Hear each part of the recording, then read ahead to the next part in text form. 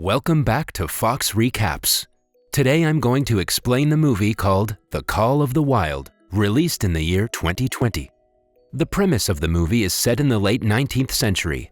A place called Yukon in northwest Canada is rumored to have heaps and heaps of gold under its landmass. Hundreds of people from around the world travel to Yukon in hopes of landing the treasure to themselves. While traveling through the snowy mountains of Yukon, most use big dogs to help them carry their luggage.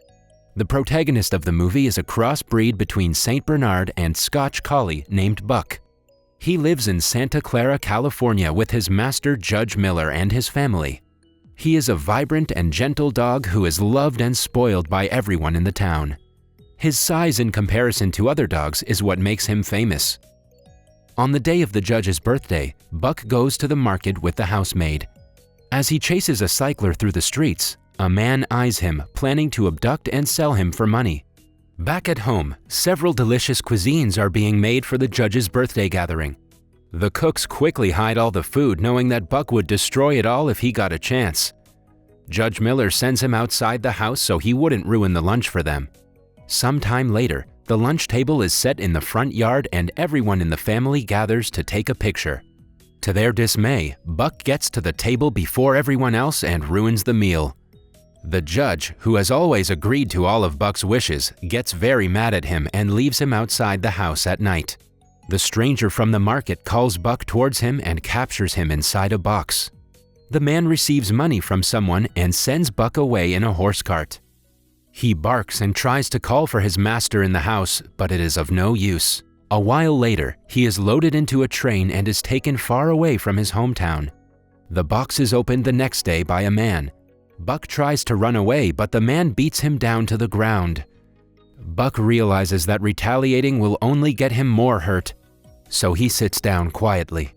Alongside him, there are several other dogs caged. Since the cages aren't big enough for Buck, the man ties him to a pole and goes outside. Buck takes the opportunity to break the rope and free himself. He quickly runs outside, but his happiness is short-lived when he realizes he is aboard a ship. The ship stops when they reach Yukon, Canada. The place is crowded with people looking for the rumored gold. However, none have ever been able to find the treasure. Buck, who has lived in the dry lands of California his whole life, has a hard time walking in the snow. He is mesmerized when it starts to snow. He breaks the rope tied to his neck and runs around the crowded area happily. Unlike his hometown, people here get annoyed when Buck crashes into them. One of the many people who are looking for gold is an old man named John Thornton. Buck accidentally bumps into John, but unlike the others, the man doesn't scold him. Buck sees that he has dropped his harmonica and gives it back to him. John is impressed by Buck's intelligence, but before he can talk to him, Buck's owner takes him away.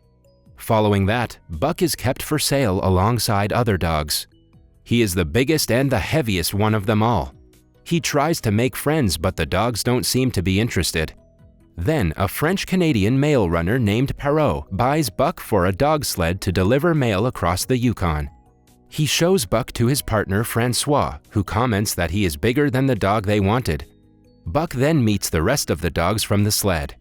They are led by the vicious pack leader, a husky named Spitz. Perrault has never been able to deliver any mail on time, but with Buck, he hopes he can make it to the mail depot before the deadline.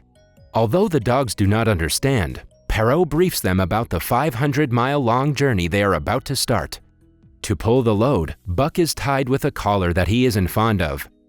Finally, the journey begins and the dogs start to run. However, unfamiliar with the snowy way, Buck struggles to move as fast as the others. He somehow gets the hang of it, but is distracted by a rabbit midway. While the sled goes forward, Buck changes his direction and falls off the cliff, taking the entire cart with him. Spitz starts to growl at him for his stupid mistake. Perrault, however, motivates Buck to go along with the pack. At the end of the day, Buck is extremely tired. They finally come to rest in the evening at a camp. Buck doesn't know how a dog sleeps in the snow and is very cold. He pushes Francois outside the tent and cozily sleeps beside his new master, but Francois chases him out again. Right then, he sees a magnificent black wolf. The wolf is his guardian angel who is about to help him throughout the trip. The following day, running gets more difficult for Buck as they reach a slippery land of ice. At night, the dogs are given one fish each for dinner. The leader Spitz threatens a dog and takes away his share. Buck simply hands his fish to the poor dog and walks away. The other dogs witness his kindness and look at him in appreciation. One day, after a long day of working, the dogs are thirsty, but Spitz doesn't let the others drink from the little puddle. Buck breaks a little bit of ice and creates a puddle for the others. They start to respect Buck more than Spitz, which makes him very angry. As time passes, Buck learns how to run in the snow. Because of him, the sled moves faster than ever. One day, they reach a frozen lake that they have to cross. Francois goes to check for the cracks in the lake, but she accidentally falls into one. Perrault runs to save her, but Buck beats him to it. He jumps into the lake and gets to Francois, but is now lost inside it. Just then, the black wolf shows him the way and he manages to get Francois to the top. Perrault loses sight of Buck and gets nervous, but he appears beside him some seconds later. He hugs Buck while Spitz watches them in jealousy. Later at night, Francois, Buck, and Perrault sit around the fire and talk. Francois tells Buck that Perrault's one wish in life is to get the letters to the mail depot in time. She adds that Perrault really believes Buck and that he is the only one who can help fulfill his dream. Spitz watches them talk from afar and lets jealousy get the best of him. Later, he challenges Buck in front of the pack and hits him brutally. Eventually, Buck passes out because of exhaustion. The pack is too scared to stand up to Spitz, but one dog barks at Buck to get up and fight. Buck hears the noise and gets up, determined to fight back. He knocks Spitz down in only a few seconds. The others celebrate Buck's win as Spitz quietly walks away from the pack. When their masters wake up the next day, they find Spitz missing. Without wasting more time, they decide to continue the journey. Buck comes in front of the pack as their new leader, but Perrault wants to make another dog lead. He tries to tie the collar around the dog's neck, but he refuses to do so. The pack has already accepted Buck as their leader, so Perrault quietly ties the collar on him. They continue the trip going faster than ever, but midway, they come across a snowstorm.